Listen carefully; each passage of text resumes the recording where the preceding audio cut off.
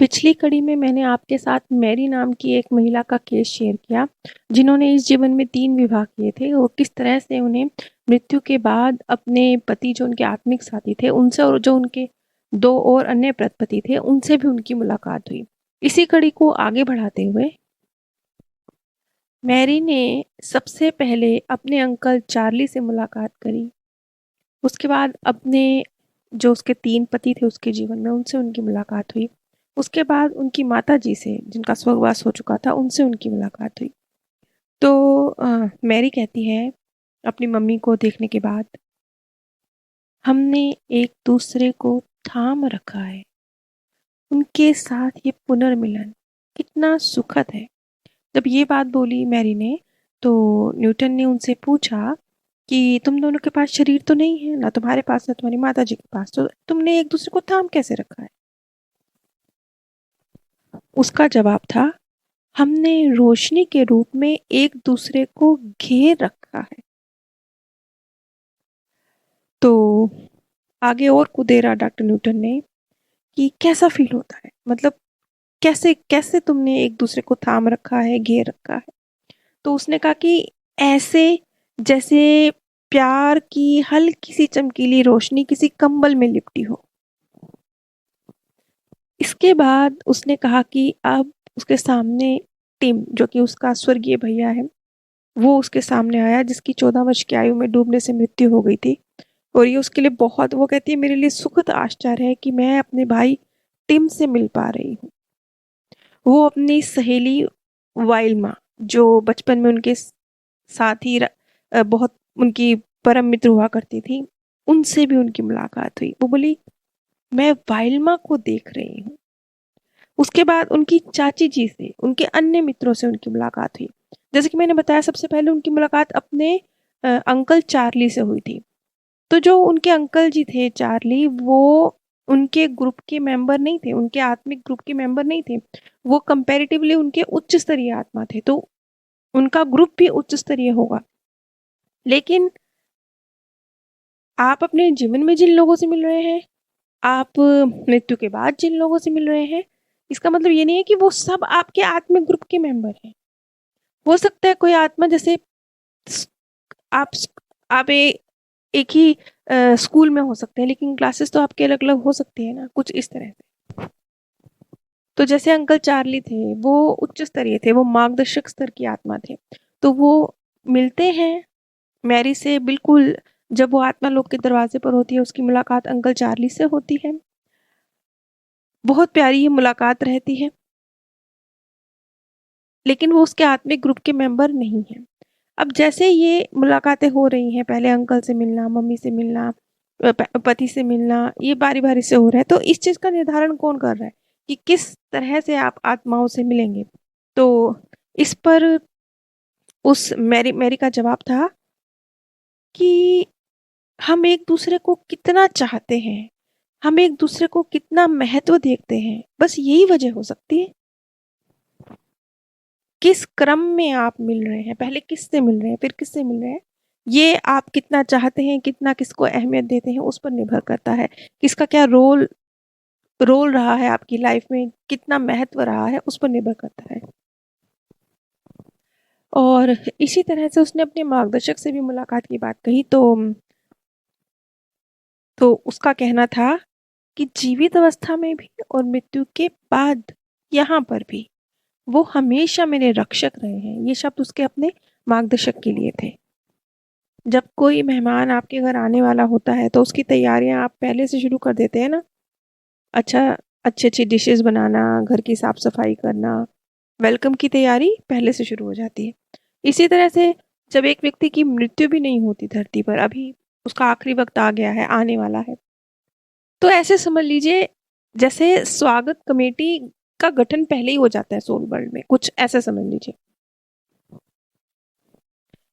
कि अब आपका जो प्रिय साथी था धरती पर, वो सोल वर्ल्ड में आपके साथ आके अब रहने वाला है, वापस अपने घर आने वाला है, तो उसके वेलकम की तैयारी पहले ही शुरू हो जाती है।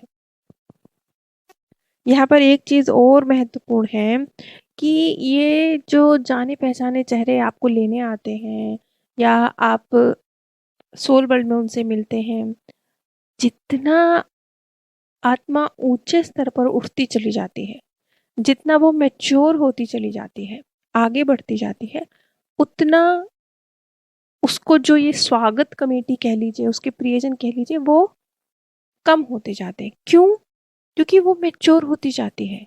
उसे इतनी ज़्यादा गहराई से अपने शरीर छोड़ने का दर्द, धरती छोड़ने का दर्द नहीं होता। उसे इतनी गहरी सांत्वना की ज़रूरत नहीं होती। वो इतना गहरा कार्मिक बंधनों में बंधी हुई नहीं होती। वो इतनी गहराई से कि बहुत गहराई से एक आत्मा दूसरी आत्मा के साथ अटैच है। प्रेम और मोह के बीच का जो फ़र्क है ना, वो क्लियर होता चला जाता है। तो जैसे-जैसे एक आत्मा मैच्योर होती जाती है, जो ये स्वागत कमेटी है, ये छोटी होती चली जाती है। यहाँ पर अगर मैं आपको एग्ज़ैक्ट डॉक्टर न्यूटन के शब्द बताऊँ, तो उन्होंने कहा कि हर जीवन के बाद जो स्वागत करने वाला दल है, उसका आकार न सिर्फ घटता-बढ़ता रहता है, बल्कि जो विकसित स्तर की उच्च स्तरीय आत्माएँ हैं, उनके लिए तो कई बार लगभग ना के बराबर भी हो जाता है। क्योंकि इस तरह की आत्माओं को सांत्वना की नाम मात्र की ज़रूरत होती है। इसी तरह से जो आपकी मार्गदर्शक आत्मा है, उसके लिए लिंग का भी कोई महत्व नहीं होता कि वो पुरुष के रूप में मिलेगी, महिला के रूप में मिलेगी या उभयलिंगी के रूप में मिलेगी। क्योंकि उसका लिंग क्या है, ये बात हमें धरती पर हमें फ़र्क पड़ता है। सोल वर्ल्ड में एक मार्गदर्शक के रूप में इस बात का कोई अधिक मायना नहीं है। हो सकता है आपका मार्गदर्शक आपसे उसी रूप में मिले, जिस रूप में उन्होंने कभी इस धरती पर जीवन गुज़ारा हो। मार्गदर्शक के संबंध में एक व्यक्ति द्वारा ये जानकारी दी गई थी कि आत्मा के रूप में ऐसी बहुत सारा समय आता है, जब हमारा रुझान किसी एक लिंग के प्रति ज़्यादा होता है। क्योंकि ये तो हम जानते ही हैं ना कि जो महिलाएँ होती हैं, वो अधिकतर केस में महिला के रूप में ही बर्थ लेना पसंद करती हैं, या जो पुरुष होते हैं, वो पुरुष के रूप में ही बर्थ लेना पसंद करते हैं। ऐसा कुछ निश्चित नहीं है, लेकिन रुझान इस तरफ होता है। तो इसी तरह से जैसे-जैसे एक आत्मा ग्रो करती जाती है, आगे बढ़ती जाती है, विकसित होती जाती है, उसके लिए ये चीज़ें मायने नहीं रखती। फिर उसकी प्राथमिकताएँ लिंग के आधार पर नहीं होती। अब इसी तरह से एक मार्गदर्शक एक अन्य व्यक्ति ने जब अपना एक्सपीरियंस बताया था, तो उसने कहा कि जो उनका मार्गदर्शक था, वो एक नवयुवती के से रूप में, छोटे कद की, सुकुमार अंगों वाली, चेहरे पर दृढ़ता के भाव, बहुत अधिक ज्ञानवान व प्रेमी स्वभाव की इस रूप में मेरे समक्ष आईं। और उस व्यक्ति ने ये भी बताया कि उनकी जो मार्गदर्शक सोल थी, वो एक ही बर्थ में उनके साथ रही है। इसके बाद कभी उसका कोई धरती पर उन्होंने उनके साथ जीवन नहीं लिया। जब डॉक्टर न्यूटन ने उनसे पूछा कि अच्छा, तुम जब अपने मार्गदर्शक को निहार रहे हो, तो तुम्हें कैसा लगता है? उसका जवाब था, एक तरह की शांति और प्यार। यहाँ पर एक चीज़ और है कि जैसे आँखों को अ, आत्मा तक उतरने का रास्ता कहते हैं, आत्मा का दर्पण कहते हैं। तो जैसे ये मैरी का केस था, मैरी ने भी बताया था कि जैसे आँखें उसके इर्द-गिर्द हैं। वो जानती है कि कौन-सी सोल उससे मिलने आ रही है, लेकिन वो जैसे उनकी आँखें चमकीली रोशनी के रूप में देख रही है। इसी तरह से जो ये एक अन्य व्यक्ति, उनका जो एक्सपीरियंस था, उन्होंने भी यही कहा था कि जब आप अपने मार्गदर्शक की आँखों में झाँकते हैं, आप एक प्रकार का प्रकाश देखते हैं। तो इंसान के रूप में चाहे आप उस चेहरे को नहीं पहचानते, लेकिन एक आत्मा की जब आप आँखों में देखते हैं, तो आपकी जो यादें हैं उस व्यक्ति के साथ, एक रिश्ता है उस व्यक्ति के साथ, वो आपकी आत्मा को याद है, वो याद आ जाता है।